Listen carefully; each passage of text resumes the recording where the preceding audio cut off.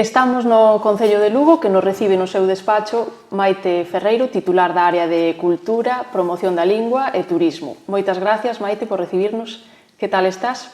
Moi ben, é un placer recibirvos aquí e, bueno, pois estamos aínda na resaca, por decirmos de algún xeito, de todas estas festas navideñas e que, bueno, estamos moi ben, moi ben. Que valoración faría desde o Nadal? Bueno, pois desde a área de cultura sempre intentamos nestas datas facer actividades pensando nas familias que van a ter os nenos de vacacións na casa, non, que hai máis tempo libre, e este ano unha vez máis fixemos actividades no Gustavo Freire para nenos máis pequenos, para familias, e a verdade é que vemos que a xente de Lugo pois vai tendo ese hábito de ir nestas datas a actividades compartidas cos nenos e cas nenas, e a verdade é que cada vez son máis as familias que se achegan. E, bueno, digamos que a gran festa, a gran actividade importante de todas as datas do Nadal pois é a cabalgata dos Reis. Este ano, a pesar do frío da chuiva, pois foi moitas as familias que se achegaron ao percorrido, que fixeron as 3 carrozas de Reis máis a dos agasallos, que partiu do Parque de Frisa e rematou aquí na Praza Maior.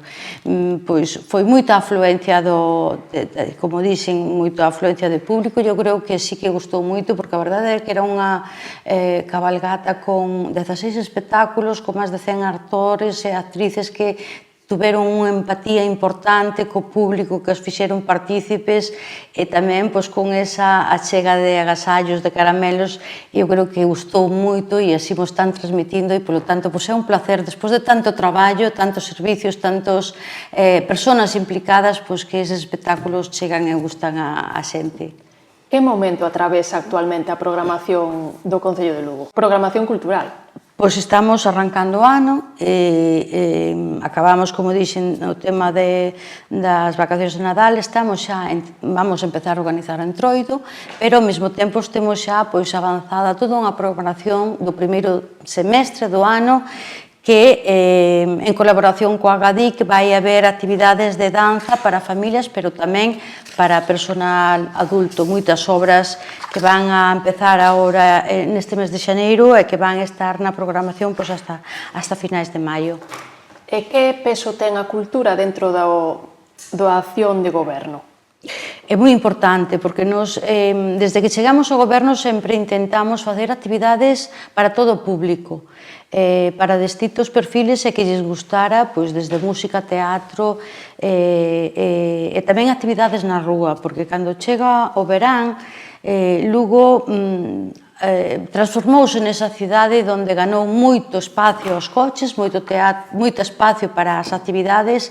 Facemos teatro na rúa, concertos na rúa, e a verdade é que esta cidade nosa se presta moito, e gustanos transmitir tamén para esa xente que se achega que Lugo é unha cidade que, independentemente da época que veñas, vas a encontrar actividades cultural. A parte da gastronomía, do patrimonio natural, do patrimonio histórico-artístico, vas a encontrar actividades na rúa, e por iso queremos que ao longo de todo o ano haxa actividades e que a xente que veña sempre se atope con algo interesante para ver. En que situación se atopan as infraestructuras e recursos culturais da cidade?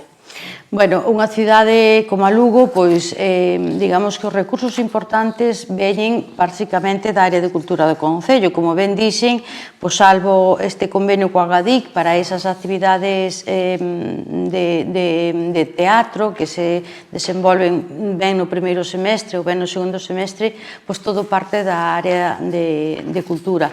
E temos pois datas moi importantes e festividades moi importantes, como pode ser o San Froilán, con as actividades e con unha festa moi tradicional que seguimos intentando manter, que teña esas raíces tradicionais, pero tamén adaptadas ao tempo, con unha mezcla de tradición e modernidade. E despois temos a parte da programación privada, porque en Lugo hai moitas actividades organizadas tamén por empresas privadas.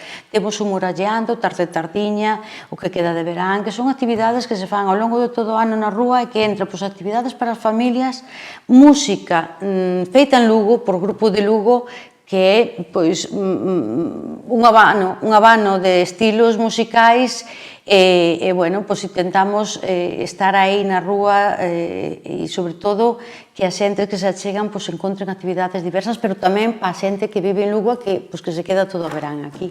Onde considera que se percibiu con máis intensidade o impacto da actividade cultural na cidadanía?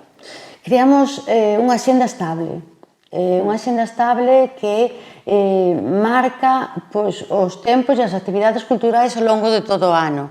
E iso foi moi importante para que todas as persoas souperan que no primeiro semestre vai haber no Gustavo Freire vai haber actividades familiares, actividades de danza e actividades de teatro. Vamos a ter un ciclo de teatro clásico, vamos a ter un ciclo de teatro universitario, vamos a ter o ciclo de Muralleando, vamos a ter o ciclo de verán, vamos a ter o ciclo de música do Corpus, vamos a ter o festival de jazz. Son calendarios que están marcadas nunha xenda e que en cada época do ano sabemos que vai haber esas actividades. Eu creo que conseguimos fidelizar moito o público gracias a seguir ese calendario, esa xenda, cinguirnos e non deixar nunca pasar por alto esas datas en concreto e con esas actividades adicadas a cada data en concreto, claro. Dende que houve a pandemia, notaron cambios a nivel cultural na cidadanía? Sí, eu creo que houve máis ganas de participar, pero tamén cambiou o feito de que nos guste máis a actividade ao aire libre. Creo que eita que faga frío ou que o tempo non sea de todo benigno, sí que nos gusta disfrutar, porque ademais é moi atraínte, porque se tú fas un espectáculo na rúa, dás esa posibilidade a que as persoas que van andando pola rúa, se lles gusta, quédanse e conocen outros estilos musicais. Se tú fas unha programación nun espacio pechado, digamos que a xente que vai ali sabe que lle gusta. Entón, é unha maneira máis de achegar a xente ás actividades culturais e darlles a coñecer cuestións que, ao mellor, non pensaron que lles iba a gustar. Un concerto de música clásica na rúa. Normalmente a música clásica sempre se pensa que é moi seria, moi en espacios pechados, e, por exemplo, actividades que creamos nos na rúa, ves que a xente pasa e quédase, pero ano seguinte xa está. Eu creo que iso é a sorpresa das actividades na rúa, foi durante a pandemia, eu creo que o que máis chegou para quedarse.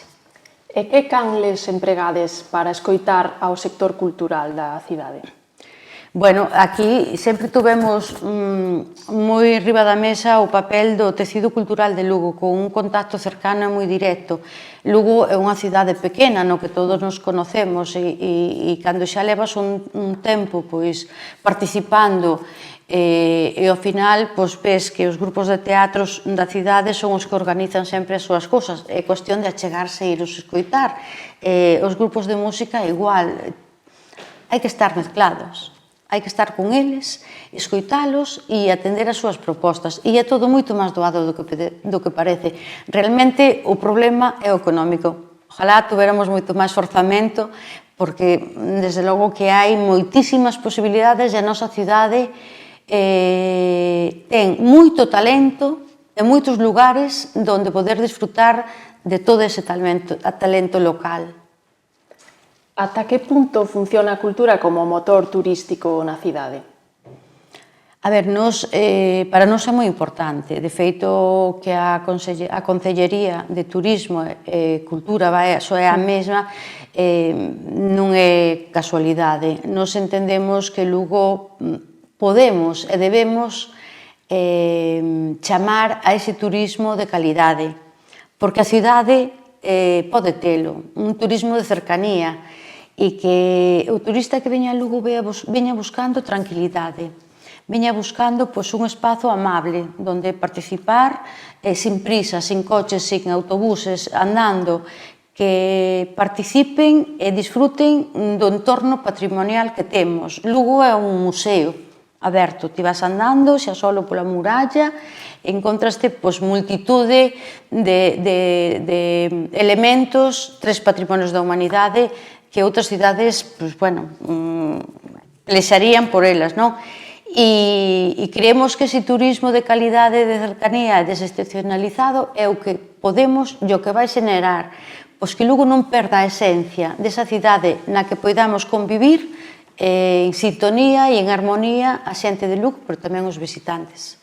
E cal é a situación do turismo e da actividade turística de Lugo? Estamos mellorando. Sempre había unha eiva que Lugo era un lugar onde a xente pasaba de largo, pasaba unhas horas e pasaba de largo, porque quizás non tiña ese atractivo para decir vamos a pernoctar aquí.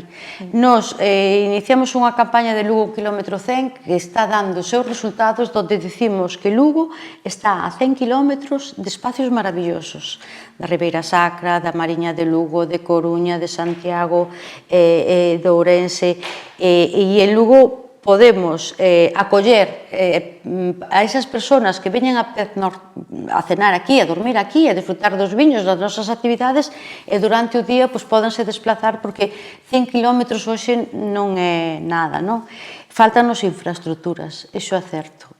Axudaría moito ter as infraestructuras rematadas, a autovía daqui a Compostela, un servicio de tren importante, de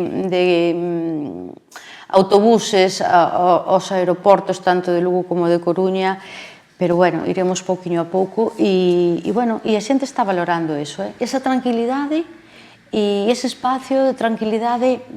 Poder pasear tranquilamente pola cidade de Lugo é algo que moita xente o ve como un feito moi importante. Que propostas ides presentar en Fitur?